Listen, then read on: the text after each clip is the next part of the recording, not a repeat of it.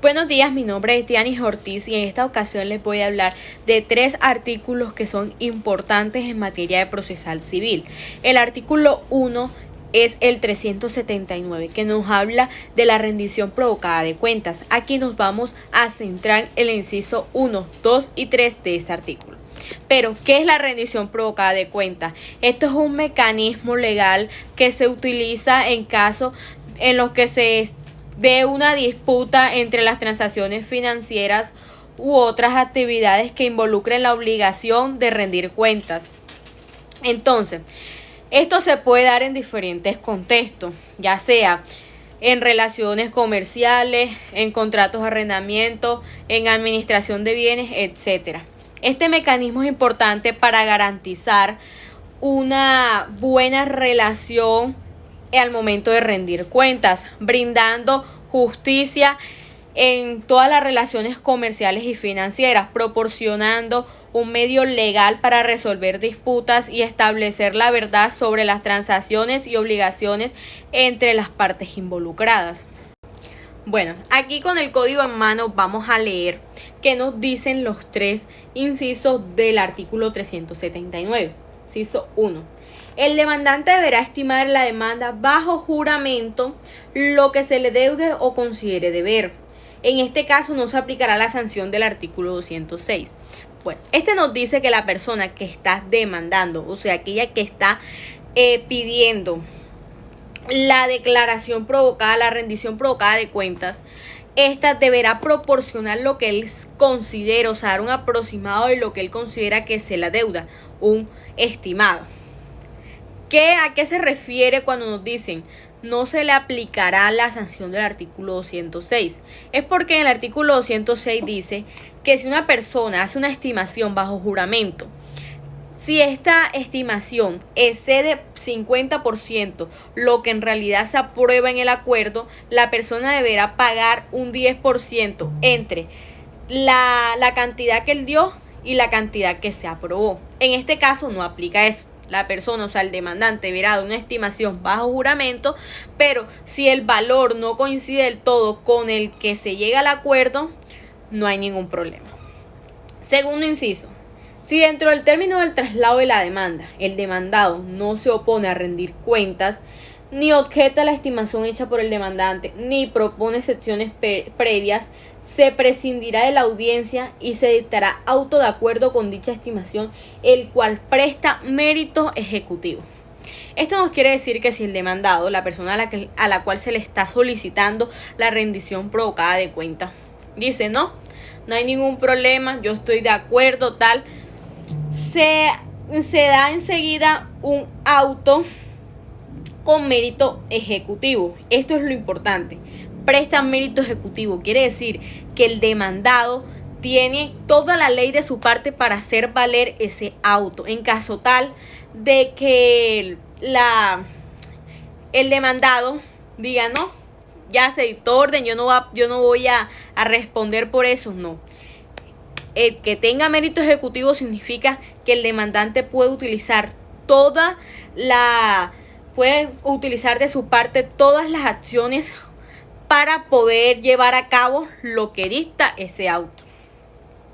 El tercero dice, para objetar la estimación el demandado deberá acompañar las cuentas con los respectivos soportes. Acá nos indican de que el demandado no estuvo de acuerdo con lo que dijo el demandante, no, para mí la cifra no da así, entonces este puede objetar, pero llevando respaldo, las pruebas lo son todo, llevando ya sea facturas, estados bancarios, etc. Continuamos con el artículo 378 que nos habla de la entrega de la cosa por el tradente al adquiriente. Bueno, en este artículo vamos a dar un caso hipotético que ejemplifique y nos ayude a entender mejor lo que nos dice el código. Sin embargo, leamos. El adquiriente de un bien cuya tradición se haya efectuado por inscripción del título en el registro podrá demandar a su tradente para que le haga la entrega material correspondiente. Aquí encontramos el primer punto que dice cuya tradición se haya efectuado por inscripción del título en el registro. Solamente si cumpliste con el registro, con la inscripción, podrás demandar a su tradente para que te haga la entrega material correspondiente. Ya encontramos el primer punto ahí. Seguimos. También podrá formular dicha demanda quien haya adquirido en la misma forma un derecho de usufructo. Y aquí dan otra opción: uso o habitación. Y el comprador en el caso del inciso 1 del artículo 922 del Código de Comercio. A la demanda se acompañará copia de la escritura, y aquí nos está diciendo cuáles son los requisitos que debe incluir la demanda. Copia de la escritura pública registrada, en que conste la respectiva obligación con carácter de exigible. Y si en ella aparece haberse cumplido, el demandante deberá firmar bajo juramento que se considera prestado por la presentación de la demanda, que no se haya efectuado. Vencido el término del traslado, si el demandado no se opone ni propone excepciones previas, se dictará una sentencia que ordene la entrega, la cual se cumplirá con arreglo a los artículos 308 a 310. O sea, si la persona a la cual están demandando dice no me opongo, yo reconozco, tengo que entregarlo, se llevará a cabo, no se oponen ni excepciones previas ni nada, sino que se dictará sentencia. Al practicarse la entrega no podrá privarse de la tenencia al arrendatario. Esto lo vamos a entender mejor en el caso hipotético. Que pruebe siquiera sumariamente título emanado del tradente, siempre que sea anterior a la tradición del bien al demandante. Bueno, acá dice, en este caso la entrega se hará mediante la notificación al arrendatario. O sea, si prueba el arrendatario de que está firme, que él tenía el contrato desde antes que se diera todo este bololo y todo, se le hará la entrega, no se le quita la casa, no se le quita, vamos a poner el caso hipotético, vamos a ver un apartamento, no se le quita, sino que se le hace una notificación. Entonces ahora pasemos a explicar el caso hipotético.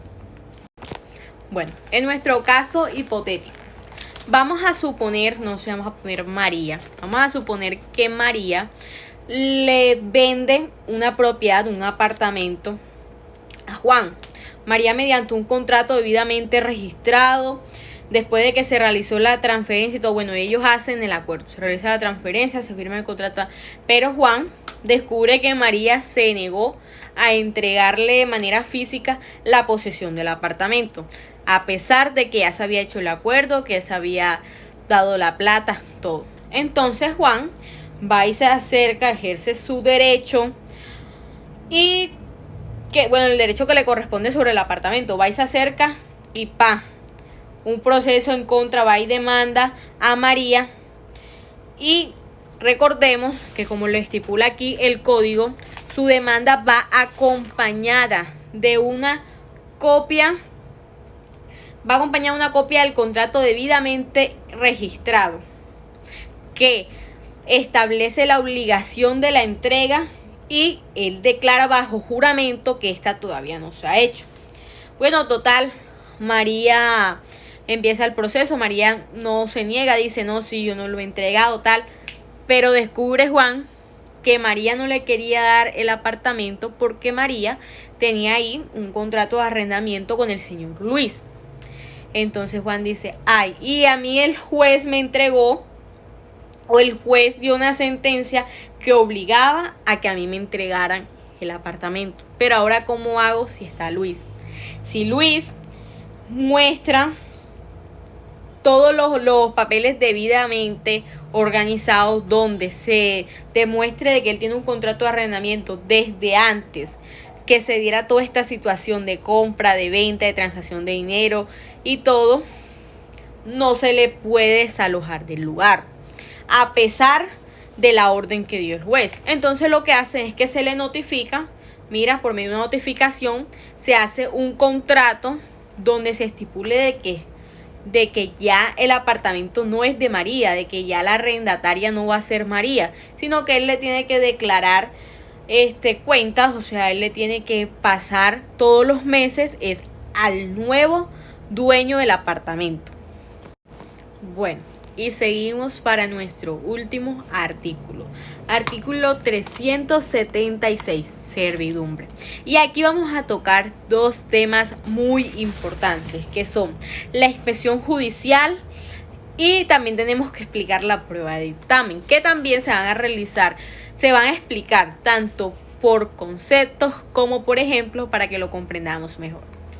Bueno, ¿qué nos dice el artículo 376? Dice: en los procesos sobre servidumbre se deberá citar a la persona que tenga derechos reales sobre los predios dominantes y sirvientes, de acuerdo con el certificado del registrador de instrumentos públicos que se acompañará a la demanda.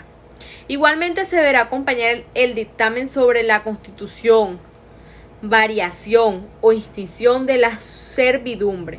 No se podrá decretar la imposición, variación o extinción de la servidumbre sin haber practicado inspección judicial, o sea que es un requisito clave.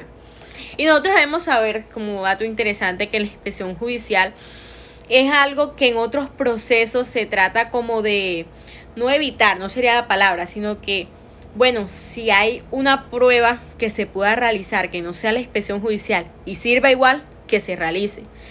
La servidumbre es uno de los casos donde es obligatoria la inspección judicial. Aquí sí no se puede cambiar por ninguna otra prueba, aunque proporcione o aunque se diga que proporciona la misma información, que no es así. Bueno, a fin de verificar los hechos que le sirven de fundamento a las personas que se presenten a la diligencia de inspección y prueba, siquiera sumariamente posesión por más de un año sobre cualquiera de los predios, se le reconocerá su condición de litis consortes de la respectiva parte. Al decretarse la imposición, variación o extinción de una servidumbre, en la sentencia se fijará la suma que deberá pagarse a título de indemnización o de restitución según fuera el caso. Consignada aquella se ordenará su entrega al demandado y al registro de la sentencia, que no producirá efecto sino luego de la inscripción.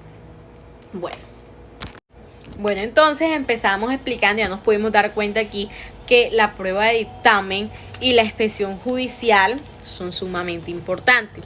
Pero, ¿qué es una prueba de dictamen? ¿Qué es una inspección judicial? Bueno, una prueba de dictamen es un informe técnico legal emitido por un experto en un área específica, y esto sirve como una evidencia para un proceso legal. Puede ser un ingeniero, puede ser un abogado, arquitecto u otros expertos. Dependiendo también, bueno, esto depende mucho también de la naturaleza de la servidumbre de la cual se está hablando. Bueno, entonces para ejemplificar lo mencionado anteriormente, vamos a dirigirnos a una zona rural de Colombia.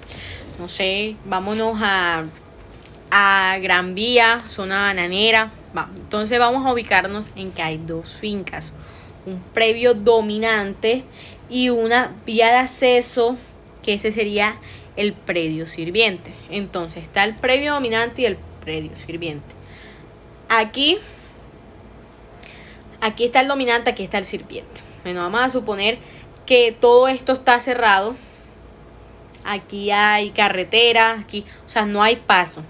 Y aquí está la vía principal. ¿Qué pasa? Que para que el predio dominante pueda salir a la vía principal, lo más seguro y el único paso que puede tener es que este predio sirviente le dé una servidumbre de paso. Una servidumbre de paso para que pueda pasar de manera segura para la vía principal. Entonces el propietario de la finca dominante decide formalizar la servidumbre, pero el de la sirviente, el predio sirviente, dice no me conviene, no me sirve de la demanda. El juez dice, tienes que presentarme un dictamen para yo poder ver cómo están las ubicaciones, no sé, un dictamen de algo. Y se le ocurre al predio dominante decir, voy a llevar un dictamen de un ingeniero civil, y que este dictamen incluya una descripción detallada de la ubicación de las fincas y de las vías de acceso que hay en la finca, un análisis de la topografía y las características geográficas de toda la zona, una evaluación de la necesidad de la servidumbre, porque claro, la pregunta es qué tan necesaria para el predio dominante es la servidumbre que se le va a dar. Un estudio de las posibles rutas alternativas que puede tener el predio dominante para la salida principal. Una revisión de la normativa legal aplicable para este tipo de servidumbre que se está dando. Este dictamen servirá como una evidencia técnica para respaldar la solicitud que está haciendo el previo dominante para que se le brinde la servidumbre. Y esto es fundamental para el juez, porque él tomar su decisión y ver si es del todo necesaria la servidumbre que el previo dominante está solicitando. Bueno, una vez tenemos el dictamen, ahora pasamos a lo otro importante, que es la inspección judicial. Y aquí es cuando una autoridad competente va y visita de manera física. Entonces, si seguimos con el caso de la finca, va y visita de manera física la finca, recolectando información como verificación de los hechos, también recopilación de evidencias y aclaración de dudas. Claro, en la verificación de los hechos, la autoridad verifica personalmente los hechos relevantes al caso, va y se asegura de todo lo que es relevante para poder tomar una decisión.